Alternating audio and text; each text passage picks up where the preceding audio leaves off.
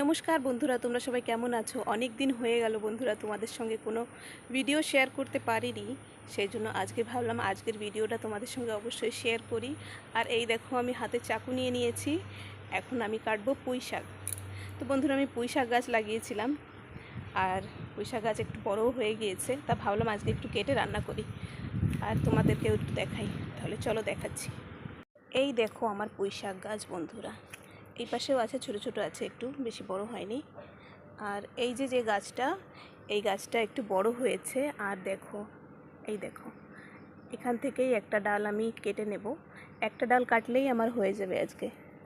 আর আমি তো সবজি গাছ লাগাতে ভীষণই ভালোবাসি, সেজন্য এই দেখো, এই ডালটা কেটে নেব। একটা ডাল হলেই হয়ে যাবে বন্ধুরা, একটা ডাল হলেই আমার অনেকটা হয়ে যাবে। এই দেখো, ডালটা অনেক বড়, একটু রোদ হয়ে গিয়েছে তো সেজন্য গাছটা একটু কীরকম শুকানো শুকানো লাগছে। এই দেখো, একটা ডালই অনেক বড় করে কেটে নিলাম যাতে একটা ডালেই হয়ে যায়। এই দেখো, তো পুঁই শাক কাটা তো হয়ে গেল। এবার চলো আমি লঙ্কা তুলে নিই। আরও কিছু কিছু সবজি গাছ আমি লাগিয়েছি বন্ধুরা, আর সেগুলো তোমাদের সঙ্গে এক এক করে সব শেয়ার করব। পুঁই শাক তো কাটা হয়ে গেল, এখন চলো লঙ্কা তুলে নেওয়া যাক।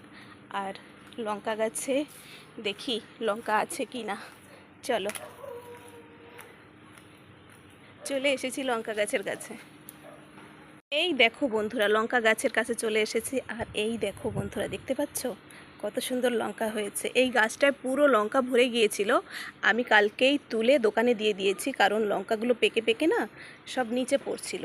আর কিছু রেখে দিয়েছি আমার জন্য, যে ঘরে লাগবে, সেজন্য আমি কিছু রেখে দিয়েছি অল্প করে। আরও গাছে লঙ্কা হচ্ছে তো সেজন্য কয়দিন পরেই অনেক বেশি হয়ে যাবে।